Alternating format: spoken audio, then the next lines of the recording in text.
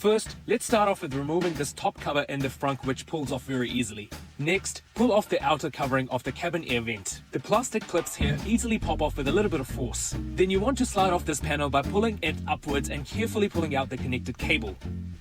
Next, you want to remove these 7 bolts with a 10mm socket wrench. Carefully undo the clips on the edges of the Frunk storage cover and lift it off completely. We will now move on to removing these existing Tesla struts and installing the Hanshaw ones. Be sure to do this one side at a time, as I'm sure you wouldn't want the hood falling straight onto you. Use a flathead screwdriver to pry out the metal clip holding the strut in place and gently pull out the top end of the strut. Then do the same for the bottom end.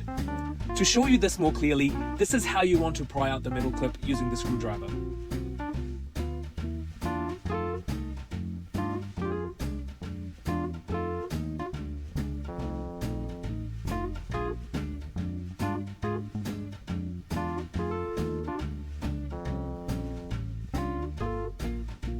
Repeat the same process on the other side of the car. Now we move on to the front locking bracket. First, remove the cable that's connected to the bracket and then use a permanent marker to draw an outline of where this locking mechanism is currently mounted. This will be super useful when remounting the bracket later to ensure that the alignment is just right so that the hood closes flush with the frame of the car. Grab a 10mm socket wrench and unscrew the bolts holding this bracket. Once removed, you can pop these bolts back in their slots to ensure that you don't misplace them. Grab a set of pliers and remove the spring attached to the locking mechanism.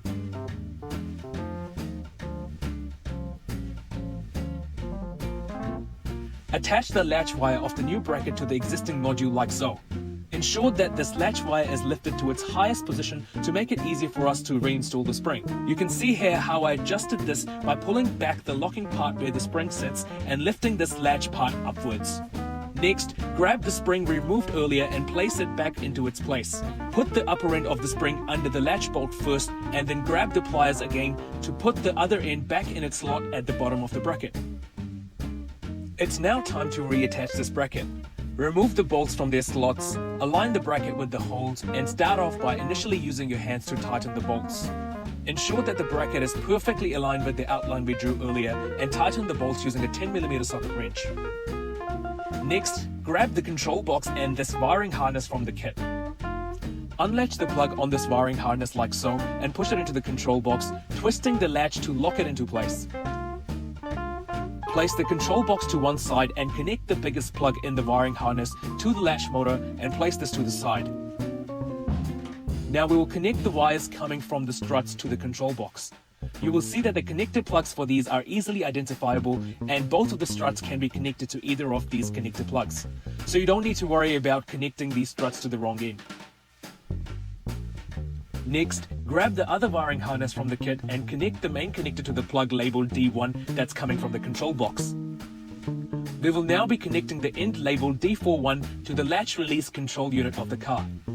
Remove the existing cable connected to this and plug it into the female end of the D41 connector and the male end back into the latch release control unit. Do the same for the D42 end with the cable we pulled out earlier from the latch mechanism. Now take the D43 end and also plug this directly into the latch mechanism. If you would like a beep safety sound to trigger when opening and closing the frunk, you can also install this optional speaker to the D2 end of the main wiring harness. It's okay to leave this disconnected if you do not want the sound. We now have to feed this emergency latch release cable through the front bumper opening in the Tesla. Push in at the 2 o'clock position of this cover to open it up. Now at this point, if you can easily access this opening from inside, feel free to feed the emergency latch release wire directly through this hole. For me, this proved to be a little tricky as I was unable to see this opening, so I ended up thinking outside the box and using a fishing wire to do the trick. Well, actually, a make-do fishing wire which worked a treat for me. To ensure that this emergency latch release cable doesn't slide back up into the inside, you can tie it with a cable tied to the existing wires connected to the cover of the opening. Once done, push the wires back in and reattach the cover. Next, we'll grab the terminal connector labeled G and D or ground and connect it to this grounding point right here. Loosen up this bolt with a 10mm wrench, then feed this terminal under the bolt and retighten it to secure the connection. Now it's time to secure this control box unit in this extra space we have using a cable tie, as you can see here. you will see that the control box fits pretty well in this space, and tying a cable tie diagonally across the unit keeps it well secured. Cut off the excess plastic on this cable tie to keep things looking clean. And speaking of making things look cleaner, let's make sure that these wires coming from the struts are neatly contained. To do this, take off the side cover by removing these plastic clips using a flathead screwdriver. Lift this cover and feed the strut cable through under the cover and reattach the clips once you're done. Do the same on the other side of the car for the other strut wire as well.